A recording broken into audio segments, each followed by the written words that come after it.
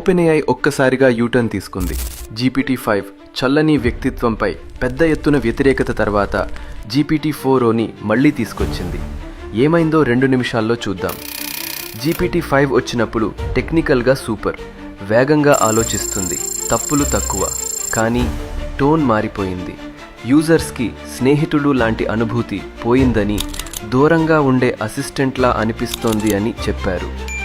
రెడిట్లో bland, emotion లేకుండా అన్న కామెంట్లు వెల్లువెత్తాయి. ప్రతిస్పందన క్షణాల్లో వచ్చింది. CEO శామ్ ఆల్ట్మన్ GPT-4o మీద ఉన్న ఎమోషనల్ కనెక్షన్ అండర్ ఎస్టిమేటెడ్ చేశామని అంగీకరించారు. ఇప్పుడు GPT-4o మళ్ళీ ప్లస్ యూజర్లకు అందుబాటులో ఉంది.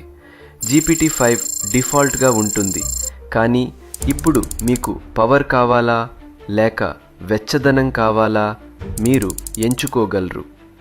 ఇది ఒక విషయం స్పష్టంగా చూపించింది. ఏఐలో కేవలం తెలివితేటలు కాదు, వ్యక్తిత్వం కూడా ముఖ్యమని.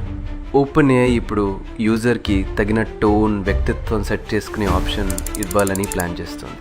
ముందు ఏఐ ఒకే రకంగా ఉండేది, ఇప్పుడు పర్సనలైజ్ అవుతుంది. మరి GPT-5 మెదడు, GPT-4o మన మనసు లాంటివి, మీరు దేన్ని ఎంచుకుంటారు? కామెంట్స్లో చెప్పండి.